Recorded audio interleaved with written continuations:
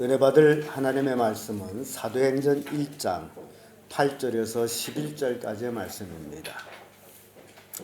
사도행전 1장 8절에서 11절까지의 말씀, 신약성경 186페이지입니다. 찾으셨으면 교독합니다. 제가 먼저 읽습니다. 오직 성령이 너에게 임하시면 너희가 권능을 받고 예루살렘과 온 유다와 사마리아와 땅끝까지 이르러 내 증인이 되리라 하시니라.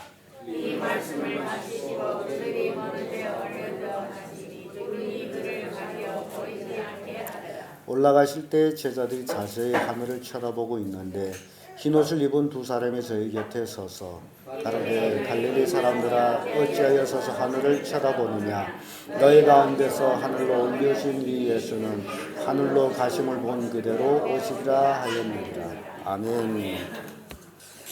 방금 읽은 말씀으로 당신은 증인입니까? 이런 제목으로 말씀을 나누겠습니다. 제목이 뭐라고요? 네, 아주 무거운 질문이 되는 제목이 됩니다. 참으로 당신은 증인입니까? 당신은 증인입니까? 이 증인이란 말은 법정에서 사용되는 말입니다.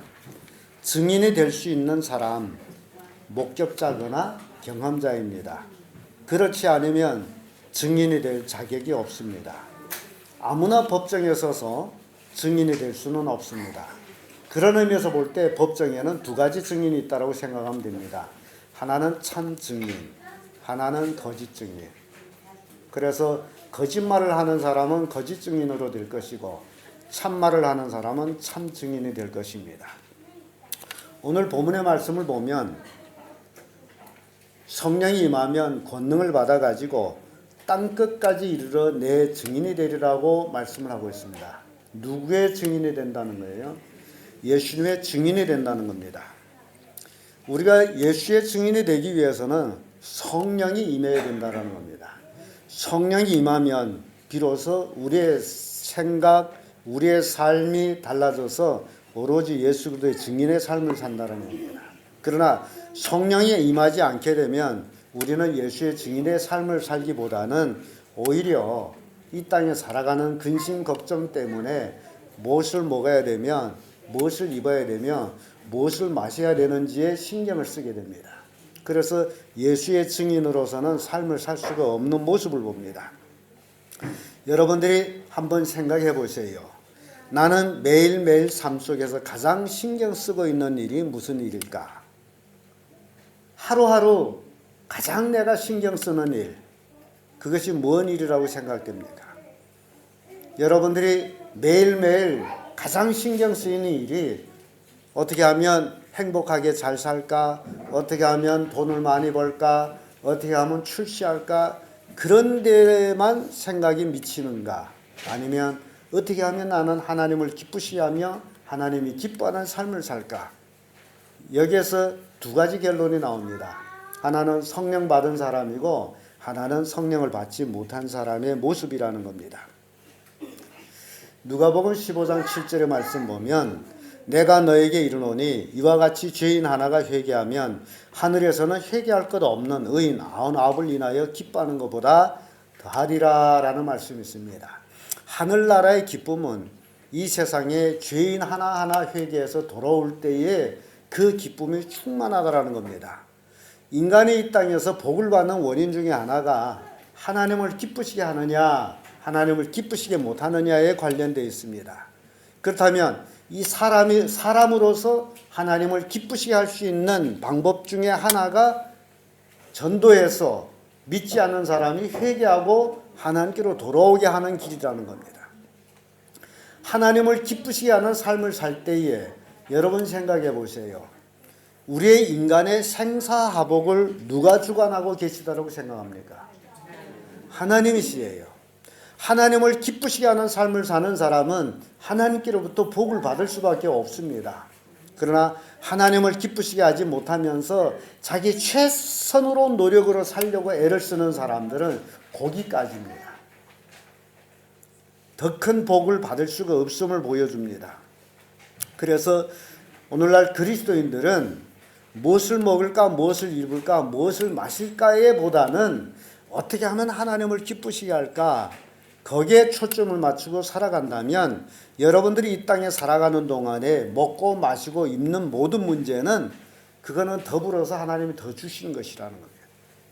이 원리를 우리가 깨달아야 되는데 여러분들이 생각해 볼 때 내가 태어날 때 또는 갓난 아기가 태어날 때 먹을 것을 가져왔느냐 돈을 가져왔느냐 그걸 따져보면 됩니다. 갓난 아기가 태어날 때 금덩어리 양손에 쥐고 태어납니까? 아무것도 없이 옵니다. 그와 같이 또 이 세상을 떠날 때 금덩어리를 가지고 떠납니까? 아무것도 가지고 가는 게 없습니다. 다만 빈손으로 왔다 빈손으로 가는 게 인생인데 이 땅에 태어나서 모든 사람에게 동일한 재부가 있다면 그것이 시간이라는 겁니다.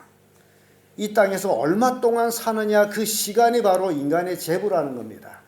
근데 어떤 사람은 같은 시간 안에 엄청나게 하나님을 기쁘시게 하며 부를 창출하는 사람이 있느냐 하게 되면 어떤 사람은 같은 시간 안에 하나님을 기쁘시게 못하고 오로지 자기 육신의 기쁨을 쫓아가다가 망한 사람이 그렇게 많다라는 겁니다. 그래서 여러분들이 여기서 진리를 깨달아야 됩니다. 인생은 살아가는 것이 하나님을 기쁘시게 하는 것이 기본이구나. 인생이 하나님께로부터 복을 받고 사는 것이 하나님을 기쁘시게 하는 것이구나. 이걸 깨달으면 여러분 인생은 달라집니다. 마태복음 16장 24절의 말씀 보면 아무든지 나를 따라오려거든 자기를 부인하고 자기 십자가를 지고 나를 쫓을 것이니라 라는 말씀이 있습니다. 예수님을 따르는 자들의 삶에 대한 말씀입니다. 예수님을 따르는 자들은 첫째 부인해야 될 것이 자기예요. 자기 자신을 부인하는 겁니다. 그리고 두 번째 져야 될 것이 자기 십자가입니다. 근데 자기를 부인한 사람은 자기 십자가를 지는데 굉장히 편합니다. 자기를 부인하지 못한 사람은 자기 십자가를 질 수가 없습니다. 무거워서. 근데 자기를 부인하고 나면 십자가는 아무것도 아니에요. 그래서 예수님 그걸 분명히 말씀했습니다. 자기를 부인하고 자기 십자가를 지고 나를 쫓을 것이니라. 자기를 부인했다는 자체는 우리가 더 심각하게 얘기하면 나는 이제는 아무것도 아니요. 나는 죽었어 라고 생각하면 됩니다. 죽은 사람에게 십자가가 짐이 되겠어요? 죽은 사람에게는 아무것도 짐이 되지를 않습니다. 그래서 주님을 따라가는 데 있어서는 굉장히 편합니다. 내가 살았다라고 생각하기 때문에 모든 것을 내 스스로 주관해야 되고 내 스스로 결단해야 되고 내 스스로 의지를 통해 가지고 해결해야 되기 때문에 오히려 힘듭니다. 사는 것이 힘들어요. 이 땅에 편하게 사는 사람 아무도 없습니다. 다 힘들게 삽니다. 고생이에요. 계속되는. 그래서 어찌 보면 인생은 헛된 인생입니다. 우리가 어쩌냐게 우리 청년들이 성경 공부를 했습니다. 왜 인생이 헛되냐? 우리 청년들한테 아주 정확한 답이 나왔어요. 여러분들은 인생이 왜 헛되다라고 생각합니까? 너무 살기 재밌는데 왜 헛되요? 솔로몬은 헛되다라고 그럽니다. 인생 자체가 헛된 거예요. 왜 헛되냐? 우리 청년들은 너무나 정확한 답을 했어요. 왜냐하면 인간은 죽기 때문에. 인간은 죽기 때문에 헛되다. 이 땅에서 아무런 많은 권력을 가지고 재물을 가졌다 할지라도 죽음으로 끝나기 때문에 헛되다. 얼마나 헛됩니까? 가졌다고 생각할 때 숨이 넘어갈 때예요. 헛되지 않습니까? 그래서 이러한 헛된 인생에서 어떻게 보람있게 살 수 있느냐? 그 원인이 헛됨을 버리는 거예요. 헛됨을 버리는 게 바로 자기를 부인하는 겁니다. 그리고 예수님의 말씀대로 자기 십자가를 지고 주님을 따르는 거예요. 그때로부터 인생은 달라집니다. 그때로부터 인생은 축복의 인생이 되는 겁니다. 주님을 따르다 보면 주님을 증거하는 삶을 살게 됩니다. 증인의 삶을 살게 됩니다. 주님을 기뻐하는 삶을 살게 됩니다. 그럼 매일같이 주님을 기쁘시게 하는 사람이 이 땅에서 복을 받지 않으면 뭘 받겠습니까? 요한복음 12장 24절에 내가 진실로 너에게 이르노니 한 알의 밀이 땅에 떨어져 죽지 아니하면 한 알 그대로 있고 죽으면 많은 열매를 맺느니라. 너무나 우리가 잘 아는 원리입니다. 씨앗을 심어서 그 씨앗이 죽어야만이 많은 열매를 맺습니다. 그 씨앗을 심어서 그 씨앗이 그대로 있다면 절대로 열매를 맺을 수가 없습니다. 씨앗까지 버려버립니다. 이 원리를 우리가 깨달으라고 예수님은 한 알의 밀에 대한 비유를 들었습니다.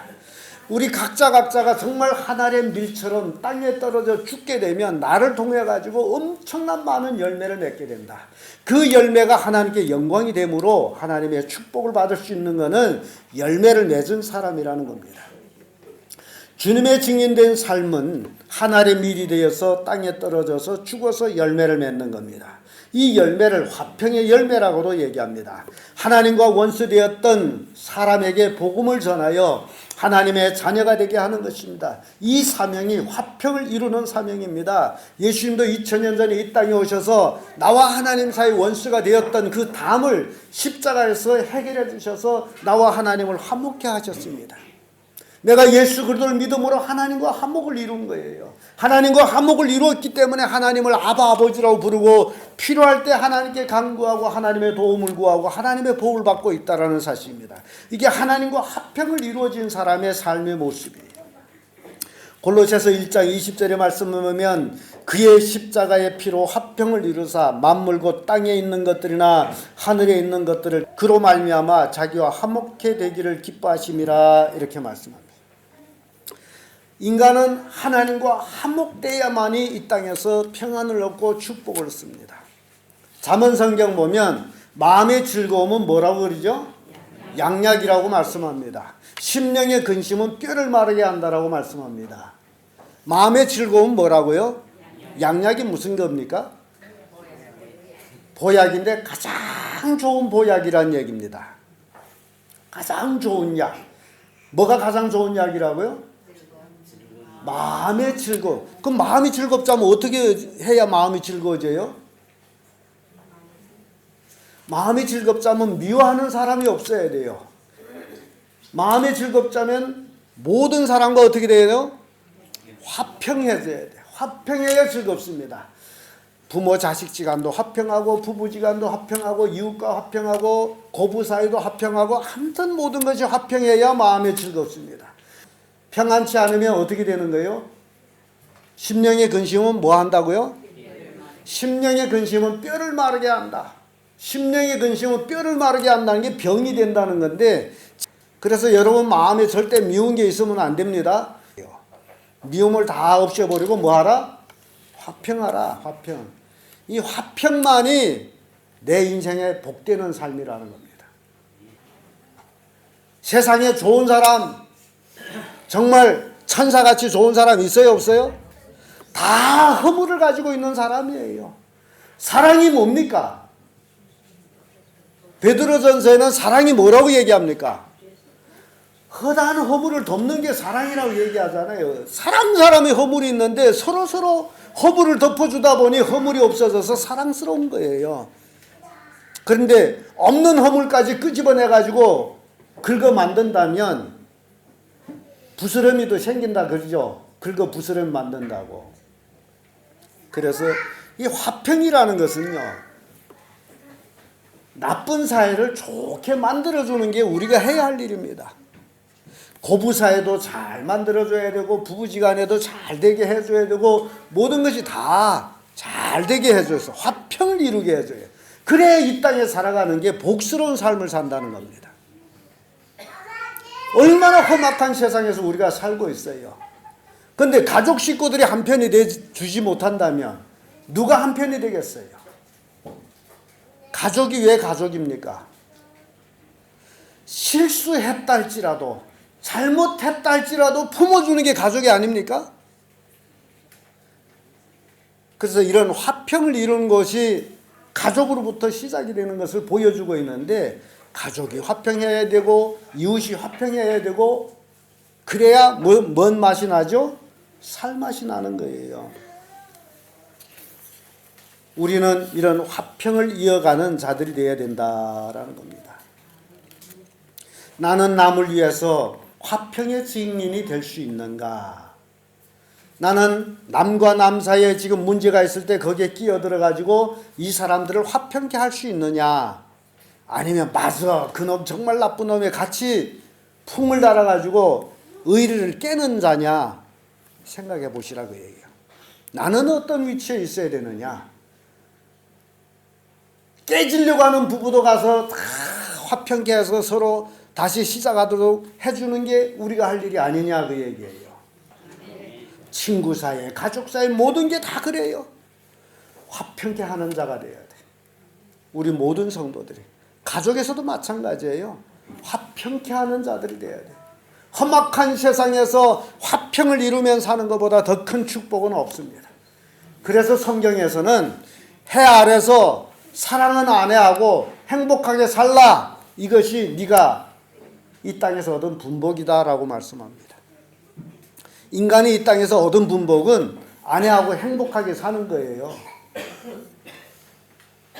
화평케 하는 것.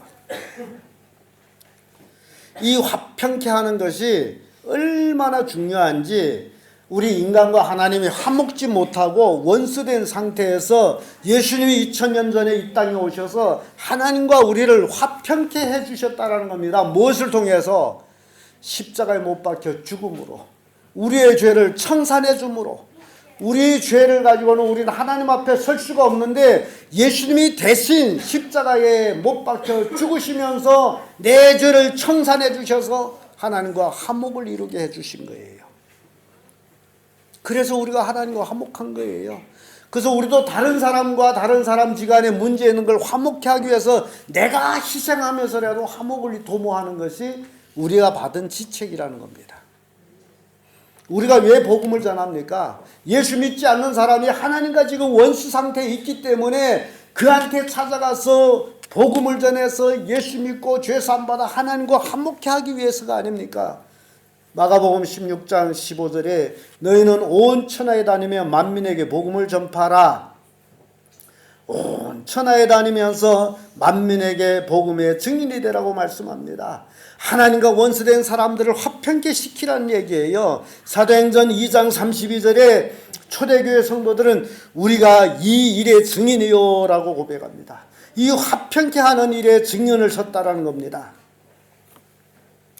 사도행전 1장 22절에도 항상 우리와 함께 다니는 사람 중에 하나를 세워 우리로 더불어 예수의 부활하심을 증거할 사람이 되게 하여야 하리라 하거늘 간유다 대신 마띠아 사도를 뽑으면서 예수의 부활의 증인을 세우기 위해서 사도를 뽑았다라는 얘기입니다. 이사야 43장 12절의 말씀 보면 너희 중에 다른 신은 없나니 그러므로 너희는 나의 증인이요 라는 말씀이 나옵니다. 이 세상에 다른 신이 있어요? 없어요? 없습니다.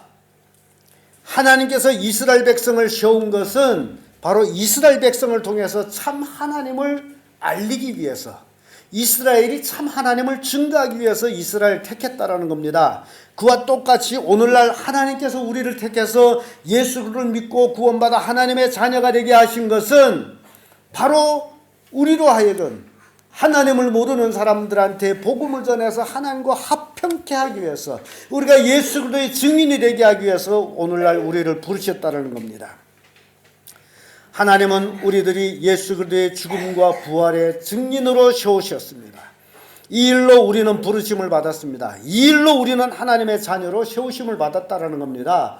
예수님이 십자가의 죽음과 부활을 증거하게 하기 위해서, 그래서 우리의 매일 삶에는 예수님의 십자가의 죽음과 부활을 증거하는 삶을 살아야 된다는 겁니다. 예수 그리스도의 증인, 주님과 함께 영광을 얻는 자들이 됩니다.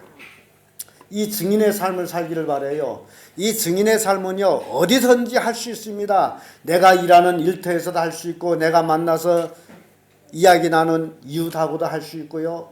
언제든지 증인의 삶을 살 수가 있습니다.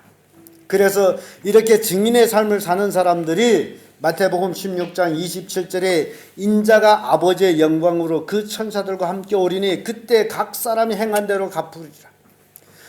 예수님이 와서 심판할 때 각 사람이 행한 대로 심판하시겠다고 합니다. 그러므로 우리의 삶이 매일같이 예수 그리스도의 증거하는 삶을 살았다면 예수님이 올 때 우리는 예수님의 영광 속에 함께 있게 된다라는 사실입니다. 이것이 증인들이 받을 보상이 된다는 겁니다. 고린도전서 15장 19절의 말씀 보면 만일 그리스도 안에서 우리의 바라는 것이 다만 이생뿐이면 모든 사람 가운데 우리가 더욱 불쌍한 자리라. 더욱 불쌍한 자리라고 얘기합니다. 우리 그리스도인들이 바라는 것은 이 세상이 아니에요. 이 세상 것 눈에 보이는 것은 다 잠시 잠깐에 지나갑니다. 그래서 제가 아까 말씀드렸습니다. 헛된 인생이라고. 얼마나 빨리 지나갑니까? 여러분 연세가 많이 들었다 할지라도 7, 80세를 먹었다 할지라도 살아왔더니 돌이켜보니 어제 청춘이었는데 벌써 이렇게 나이를 먹었구나. 모든 사람이 공감하지 않습니까? 그래서 나이는 먹어도 얼굴은 주름이 가도 마음만은 늙지 않아가지고 젊은인 척 하려고 하는데 체면상 노인 척 하고 있어요. 체면상. 근데요 노인끼리 모여노는데 가보게 되면 다 애들이에요. 맞습니까? 틀립니까? 손주 앞에서는 노인 척 하는데 지네끼리 모였을 적에 다 애들이에요. 다 애들이. 늙은이 없어. 다 애들이에요. 인생이 얼마나 빨라요. 이 세상은 잠시 잠깐이에요. 그래서 헛된 인생이에요. 하늘나라의 영원한 복락을 누리기 위해서 우리가 예수 그리스도 믿는 게 아닙니까? 이 세상 떠나는 날에 우리는 하나님 앞에 가는 거. 그래서 이 세상 모든 것을 포기하고 살아가는데 포기했더니 주를 위해서 포기했더니 주께서 또 다 줘. 다 채워줘요. 잘 살게 해줘요. 모든 걸 허락해 주셔요. 이게 믿음의 재미라는 거예요. 잘 살겠다고 악을 타기 위해서가 아니라 하나님을 기쁘시게 했더니 하나님 슬슬슬슬 다 채워줘요.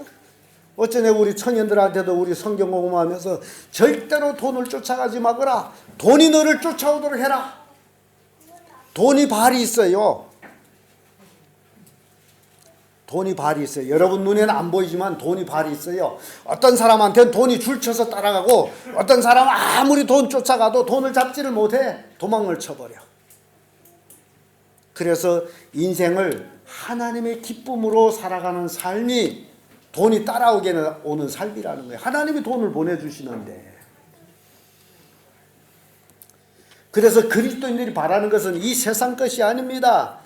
하늘나라의 영원한 생명입니다. 예수 그리스도를 믿는 자만이 영원한 생명을 얻습니다. 이 세상에 살아봤더니 7, 80년 퍼뜩 지나가는데 얼마나 영원을 사모합니까? 그래서요 입으로는 죽었으면 하면서 실은 죽고 싶은 사람 아무도 없어요. 늙어서 힘이 없어서 몸이 아파서 죽었으면 하는 것이지 몸도 안 아프고 힘도 있고 그럼 죽었으면 할 사람이 있어요? 없어요? 죽었으면 하다도 숨이 넘어갈 때는 후회를 한다는 거 아닙니까? 더 살았으면. 그게 인생인데 하늘나라에 가서 영원한 그 삶, 죽음이 없는 삶이잖아요. 얼마나 행복한 삶입니까? 그 삶이 우리를 기다리고 있다는 사실이에요. 갈라디아서 6장 14절의 말씀 보면 그러나 내게는 우리 주 예수 그리스도의 십자가 위에 결코 자랑할 것이 없나니 그리스도로 말미암아 세상에 나를 대하여 십자가에 못 박고 내가 또한 세상에 대하여 그러함이라. 사도 바울은요 하늘나라를 봤어요. 여러분 고린도후서 12장에 가 읽어보세요. 사도 바울이 하늘나라를 봤어요. 하늘나라를 봤더니 이 세상의 부귀영화는 사도 바울이 말로 표현하면 배설물이야, 배설물. 하늘나라의 영광을 봤더니 이 세상의 부귀영화는 배설물 같은 것들이었다 그거예요.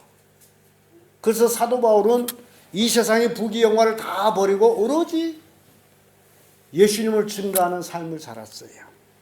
그게 바울입니다. 하늘나라를 봤기 때문에. 하늘나라 보지 못한 사람들은 이 세상의 부귀영화가 전부인 줄로 착각하는 거예요. 그래서 솔로몬이 깨우쳐준 것이 헛되다. 인생은 어떻다고요? 부귀영화를 가졌대도 네가 죽음으로 끝남으로 헛되다. 언젠가 제가 설교 중에 그런 말씀을 드린 적이 있습니다.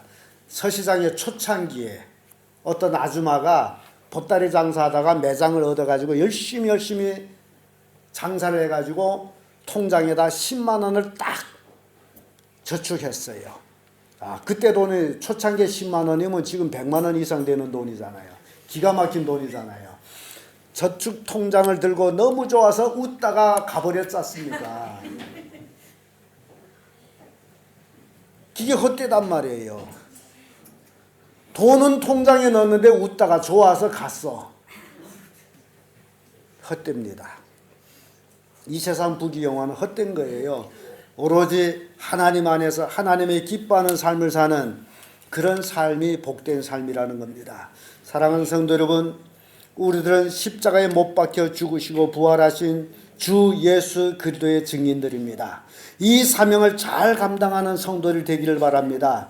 증인의 삶은 하나님의 놀라운 축복의 보상이 있습니다. 그것은 영원한 하늘나라의 축복입니다. 슬픔, 고통, 눈물이 없는 곳에서 매일매일 하나님을 즐겁게 섬기면서 살아가는 그 하늘나라, 그 축복을 하나님이 주신다라는 겁니다.